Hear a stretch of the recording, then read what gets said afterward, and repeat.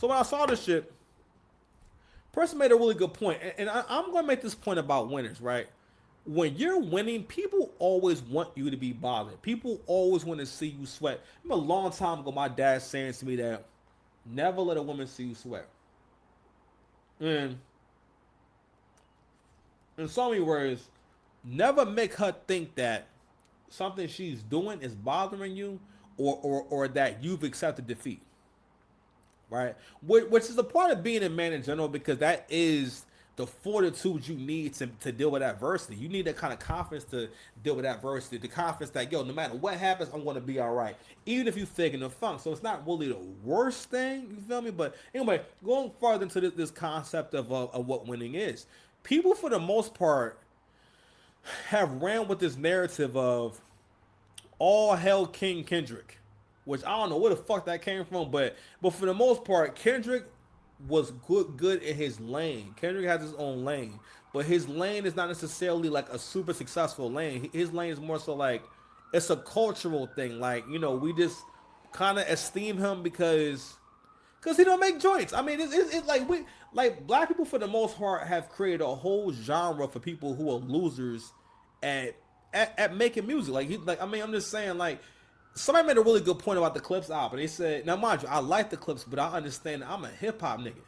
Clips has always been for niggas that's really in hip hop. The Clips has never been the kind of album or artist that you can play at the get together. You know what I'm saying? And I'm not saying that all music has to be like rhythmic and party based, but my point is that music we liked it because it was good.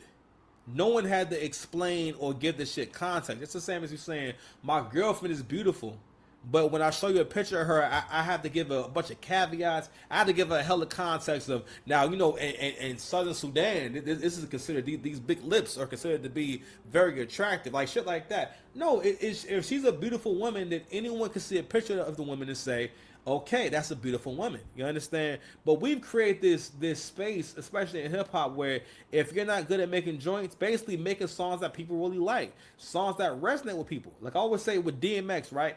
DMX had his own lane and he had a role to play, right? But also he wasn't intricate, man. He's one of the best niggas ever. As far as energy, as far as delivery, and also X had joints. X got joints. If you play it right now, it's gonna get lit. Especially if it's some old niggas in the building. Stop. You know what I'm saying? All that shit. You understand? Get at me, dog. Like all that shit. What these bitches run from a nigga? You know what I'm saying? I'm gonna lose my mind up and hit. You know what I mean? Like all those records. You understand? So I saw a post earlier that I wanted to play. I want to play for y'all real quick. Somehow I feel about it. Is fucking sickening. Hip hop is back, bro. Lyrics are in. I can feel the shift, bro. I don't know about you. Okay, if that's the case, then why didn't you react to a single album that Boldy James put out this year when he put out 6? How come no one talked about Larry June and 2 Chainz album? What about the LP that Nems dropped? Busta Rhymes dropped an EP.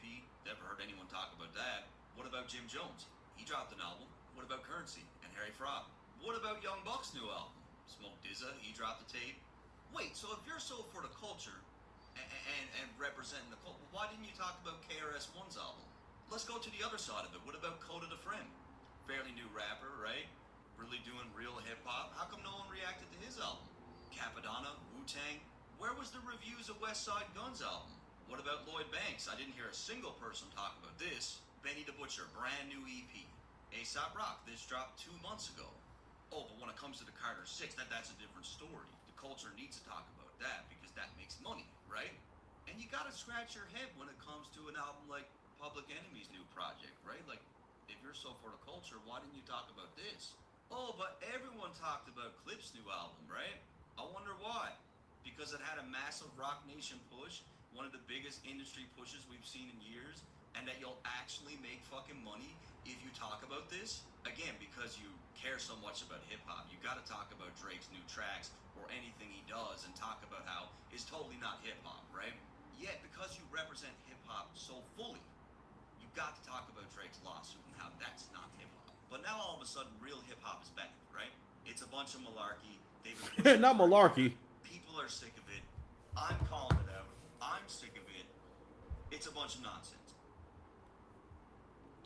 That right there, ladies and gentlemen, that is the white fatigue that I am telling y'all about. White folks is tired of y'all, okay? So what he made a really good point. It's a point that I've been saying. God don't care about no goddamn lyrics, okay? Listen, I've been battle rapping since 2014. I have almost 40 battles, and I won a majority of them. I've dominated in the majority of them. I am more than qualified to talk about this shit. When you niggas get my comments saying, you must not know real rap then. You don't know. You know the fuck I am, nigga. What the woo. That's crazy.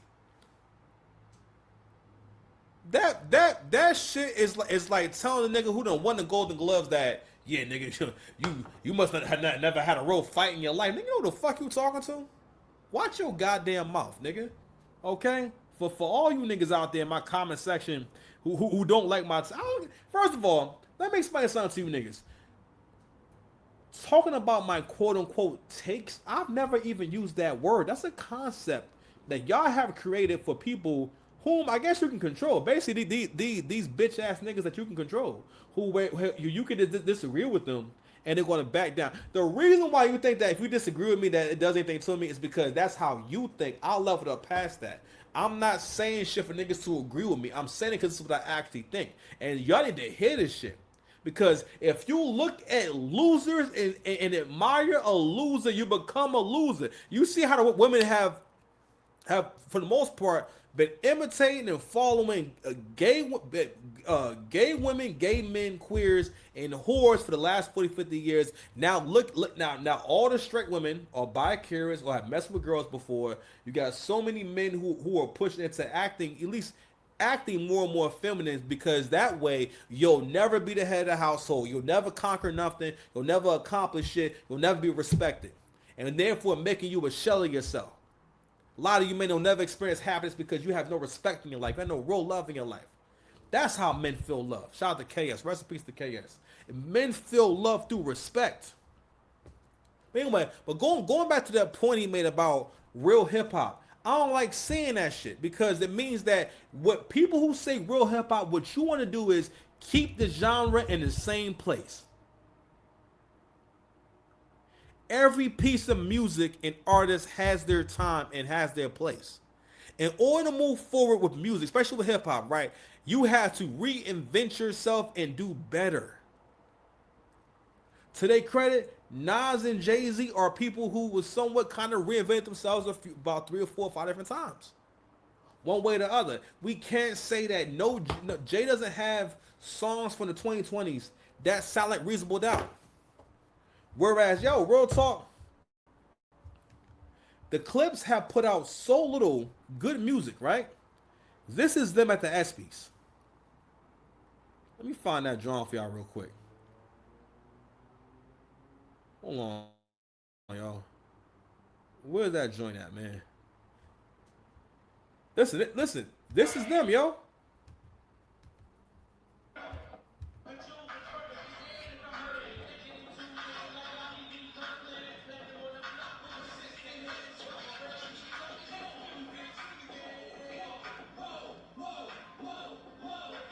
People wasn't even nodding their heads. Now, obviously, this is the power of Roc Nation. Roc Nation is so powerful that they're able to get them a performance on the ESPYs. Now, I'm not watching the ESPYs, but listen, I get it. But they got them a performance on the ESPYs. Now, I'm not saying that every time people do an award show performance that it's a song everyone knows or whatever, but I'm just saying that song is over 20 years old. When people perform, first of all, when people have a new album out, they generally perform joints from the album. But that album doesn't even have a lead single or a song you can call a lead freaking single. I asked my homeboy the other day, I said, I'm sorry. On Twitter, I said, if y'all had a business and the Clips was your artist, you would be very, very worried if they're not able to even sell 30% of their tickets in any market. Now, I'm not surprised because I understand that Clips are a niche rap group. They've always been two pretty dope rappers over really, really progressive dope beats. There was always that contrast. That's how people, I feel like rappers like the Clips. I never heard anyone talk about looking forward to the Clips album or wanting to hit the Clips album, and it's never been a time where people want the Clips to feature on their records. Those are the signs that you're really good is when you collaborated a lot, or there at least was an era where like, yo, you was on mad records or on a good amount of records or on records that move. Only records that Pusha T got in that catalog that could do anything are records he did with Kanye. The ones I think about where I feel like, yo, that was a banger, Kanye has something to do with that.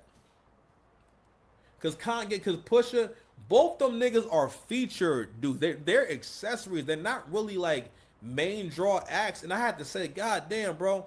One of the reasons why I didn't want to hit the album is after I heard a point from Angry Man. He said, yo, one of the reasons why I'm not interested, I think he was saying why he didn't want to hit the album. He was like, yo, because y'all niggas still rap like it's not 2025. The Clips are still rapping like the 2000s. And I'm like, God damn, you know what? These niggas, for the most part, rap exactly the same way. So again, I have to question and really talk about, yo, what is winning to y'all? Because again, this whole campaign, the support is really to be a diss to Drake and a diss to Travis Scott. Travis Scott is far more relevant. People actually want Travis Scott on their records.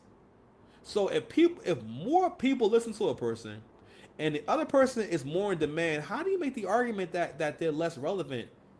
Because that's the argument people made about Pusha T and Travis Scott, was that, oh, well, you know, Travis Scott made music that niggas actually listen to, whereas Pusha, nigga, what?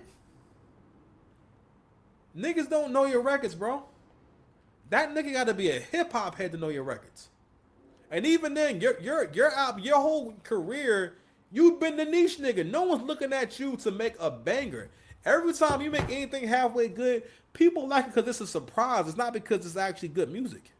Like, you don't do no flows, none of that shit. A lot, even like, if you know, you know. I like that record. If you know, you know. Like, that record would be a lot better if you could actually, Pusha don't do no cadences, none of that shit. And it stops records that would be good from being good because, yo, he's not that good of a rapper. A nigga that has some good wordplay and some good poetry, yo, them kind of niggas come a dime a dozen, bro. I'm just saying, I'm gonna make this statement. Listen, it's not hard to rap intricate rapping. It's not hard to put that together because there's no feeling behind it, and that's not a product. That weird ass rapping Kendrick be doing, fam. I'm just saying, you can't put him on half the tracks that Drake done floated on and made hits out of. Like, you wouldn't be able to put Drake in his place on that record, and the record still takes off. Or the record is still good. Because that boy does not have that kind of versatility. He's never been able to make great records. Kendrick mostly, for me, I became a Kendrick fan based off his features. Those are my favorite moments in his early career. And when you only hear someone for 30 or 40 seconds, anyone can be great for 30 or 40 seconds. You know what I'm saying? And that, again, they all have the same shit in common. You're not really full album kind of niggas. Y'all make full albums, but you're not able to be enjoyable and relatable, right? And make good music for a whole album. But anyway, we're an hour 20 minutes in, man. We out of here. Love y'all. Peace.